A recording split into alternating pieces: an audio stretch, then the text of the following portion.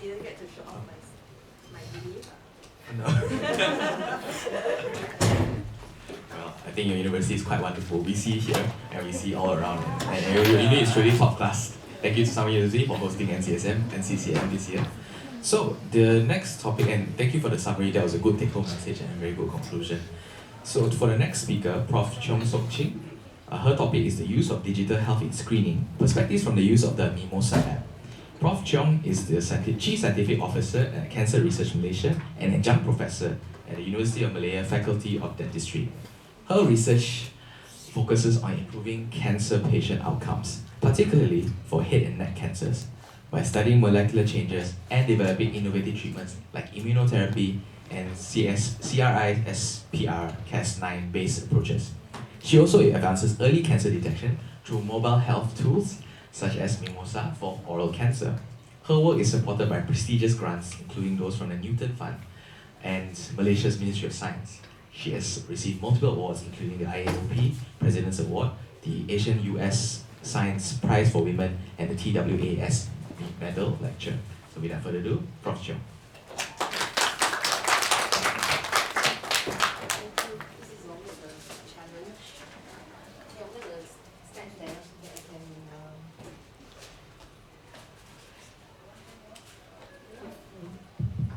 Good morning. Thank you very much to the organizers for this opportunity to talk about our project, MeMoSA. I think a lot of Malaysians already know about MeMoSA, and in fact it's gone beyond Malaysia, so I'm really thankful for the opportunity to talk about it here.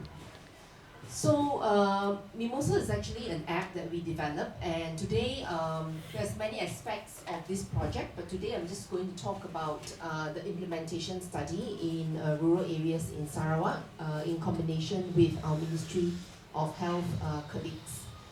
This is the outline of my talk. Oral cancer, I think Felicia mentioned that she worked on oral cancer previously at the IARC, and this is an area that I've worked on for a long time, because simply oral cancer is really an Asian disease. If you look at this pie chart, 3 out of 4 oral cancer deaths in the world is going to happen in Asia. And if you look at the epidemiology of cancers, you can see that oral cancer is one of the top cancers in ASEAN.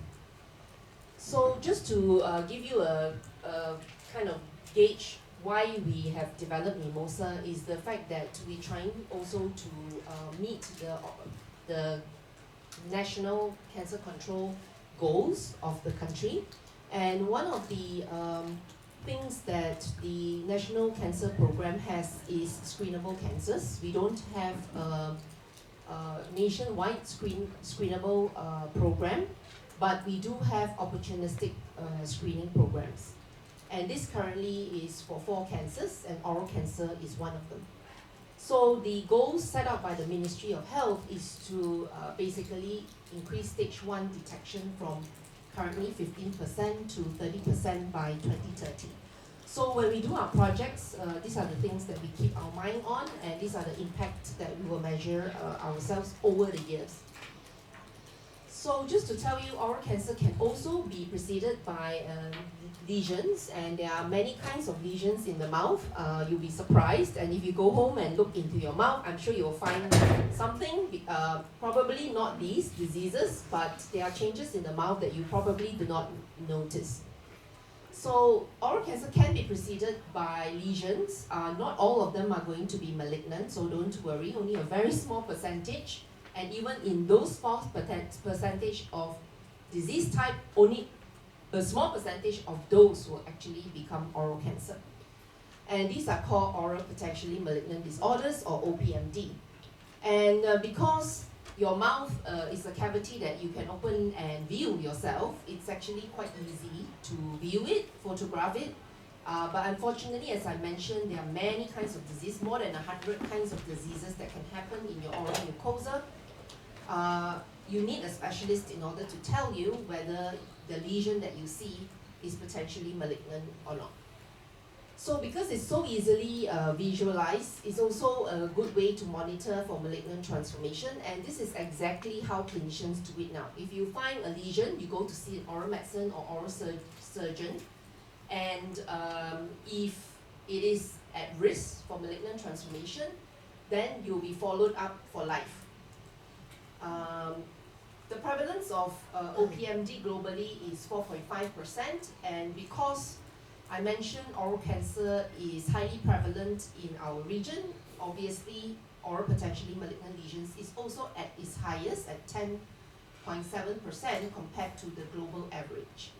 And the transformation rates per year ranges between 0.28 to 9.3%, again depending on the kind of lesion.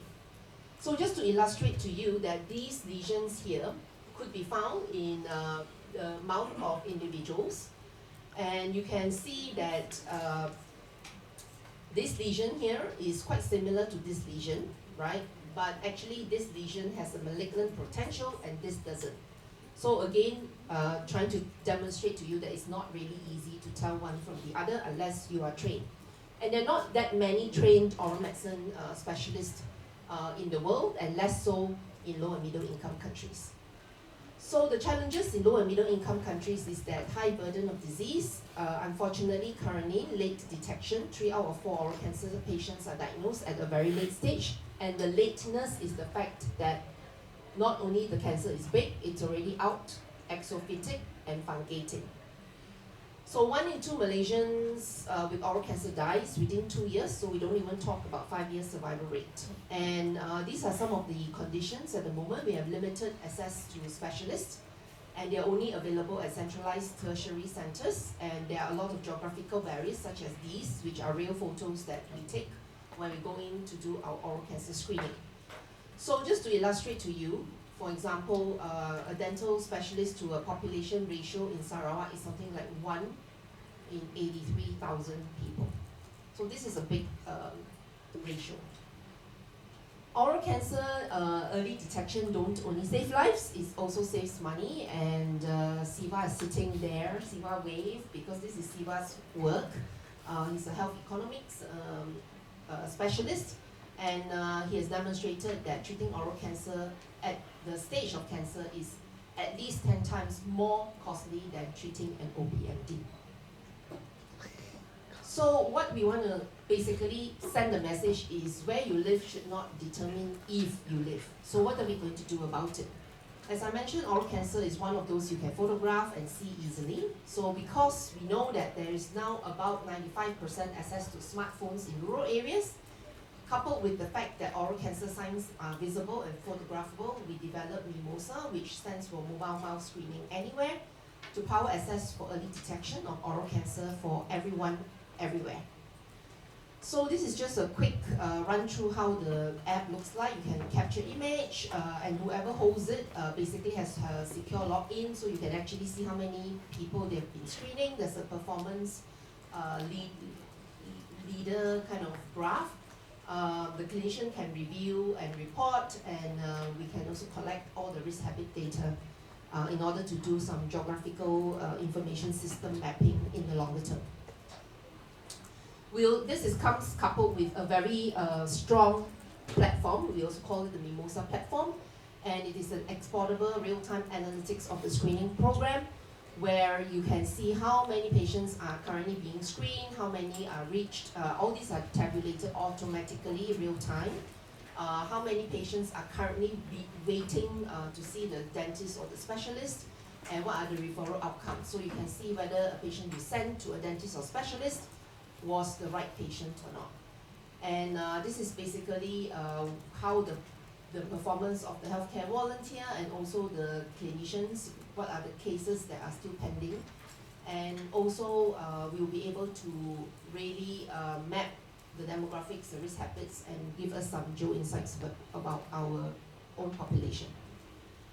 So this is currently a teleconsultation platform. So already in the clinic, during the pandemic or pre-pandemic times, we demonstrated that looking at the image via the phone and having the patient right in front of you has a sensitivity of and a specificity of 95.5%. So therefore, what we're really comparing here basically is very high statistics, but that's really not what we are focusing on, because currently, obviously, this statistics tells you MeMoSA versus in-person clinic visits, right? Whether you see a picture and a patient in front of you. But when we go to the field, we're not really comparing that. We're really comparing MeMoSA versus nothing at all. So if we don't go in with MeMoSA, these people will never be screened. So this is the project in Sarawak, where we give the MeMoSA to several people, the healthcare volunteer appointed by the Ketua Kampung, the dentist, and also the specialist. And what I'm going to show you here is really, I want to reiterate again, I'm glad Felicia talked about collaborations and teamwork. This is really teamwork, because what I'm going to talk to you about is people doing the implementation. But obviously, the app was developed together with clinicians, the AI developers, the data scientists, and also the patients. So the patients have a hand in reviewing the app, whether they understand it, they don't understand it, they like the colors, they don't like the colors. A lot of people like colors. And also the computer scientists developing the platform. So this is the workflow when we start the program. First, the healthcare volunteer will be appointed, registered, and have a secure account. Then the registered users will then screen the patients in their own village. These are people within their own village. And then once they have images taken, it will automatically be delivered to the nearest clinic kesihatan. And the dentist will review remotely and decide the next steps. If there is a potentially malignant disorder that they found, they always will have to confer with a specialist that is in either Miri, Ching, the major cities. And basically there's a lot of acknowledgement. So if it's sent, the specialists have to say they've gotten it. And once the healthcare volunteer gets the message from the specialist or the dentist, they will then give the appointment card if the patient or the individual has to go and check. Of course, majority of these people will not have any lesions, so they'll just be told, go and do mouth self-examination every month. And they'll be taught how to do that. And then the patients will come in for review, and all of these are captured on the app. So the user interface is as such. This is inclusion criteria, look at the risk habits, photograph. This is what gets sent to the clinician. And in the last 12 months, we had 12 villages participate in collaboration with the Ministry of Health. And these are located all over Kuching, particularly in the Kuching and Samarahan districts. And you can see that all these are looking like Smurfs because they have this blue uniform. All our healthcare volunteers get this blue MeMoSA uniform. So in the last 12 months, we trained 47 healthcare volunteers over 12 villages. And you can see, obviously, women tend to do more of this than males. The males, they usually take part by driving their female colleagues around wherever they have to go. They feel very protective of their friends. And 54 dentists participated, and 12 specialists over 5 hospitals were on call in order to read those images. So some numbers, as I mentioned, it was a recruitment of 12 months, and there was a huge boost in screening efforts. These are Ministry of Health numbers. So like in 2022, dentists going out to screen in the community, they only screened 175 individuals. Putting MeMoSA in the hands of healthcare volunteers more than 10 times in the same amount of time. Again, we can get diverse participants because these are basically people from the villages, and this is just the demographics. And the Ministry of Health has a guideline that everybody above the age of 18 needs to be screened, so we measure the reach. So usually if these 175 individuals, how are they screened? The Ministry of Health dentists will have to close their clinic, then arrange to go into the community. Obviously, they won't be seeing patients in the clinic, and then when they go into the community, only about 10% of them will come out and do this. The reach for this program is close to 90%, meaning everybody above the age of 18 in that village, 90% of them were screened. which is basically here. So we wanted to screen 101,842 because this is a research project, so to speak. So obviously we have to do sample size calculation, exceeded. Reaching the target also exceeded. Compliance, unfortunately, this one still a little bit of a challenge, but you can see that if a patient is told that they have to see a specialist, majority of them will actually comply. Dentists, they will be like, maybe I don't have time for that. So we found 4% of patients requiring clinical care and about 0.6% had suspicious lesion. This might look small, but just to compare with the community screening in Kuching and Samarkand Division again in 2022, unpublished by the Ministry of Health, same group of patients here, they found 0.3%. This group of patients, they found nobody, but we found 11 patients that need care. So obviously this is an implementation study. There's quite a lot of interviews, feedback, focus group, questionnaires to be done. I'm just going to give you a few. This is done using the globally recognized technology evaluation SUTEC questionnaire. 97 agree that MeMoSA improved access to them. 98 says it saved their time. 98 says that it should be introduced to rural populations. These are people who have been screened, who are saying this. Agreed that MeMoSA is not invasive. They are not, majority are not worried. 98% was satisfied with the service, and 99% this is a suitable oral cancer screening, similar to oral examination. So then we go into in-depth interviews. These are some of the positive things. The nice thing about this is the fact that some village heads actually took part. I mean, they took the MeMoSA phone and went and screened people. That was one of the facilitators because they saw their leadership doing it. They were really happy. And I mentioned about the blue t-shirt, that was something quite unique. They were really proud of the uniform, and they also feel that because of the uniform, people respected them, and people knew the moment they see that these people in the uniform, they know they're coming for do screening. So I think for people doing implementation work, that is something very not expensive to do, but can go a long way. Of course, there were also some negatives where there were poor awareness of oral cancer. So people say, saya tak sakit, so tak payah screen. And also some wariness because they don't really understand. What about clinicians? So clinicians think that even though the compliance rate, we haven't met our target, but that's fine because they are already in the system. This is digital health, right? Everything is in the system. So which means that if a particular village, you find many people with oral potentially malignant disorders or clinical issues, they can then be very targeted with regards to going in rather than going in blindly. And MeMoSA is also feasible for non-medical individuals because the dentist was positively very surprised that the images sent to them were so clear.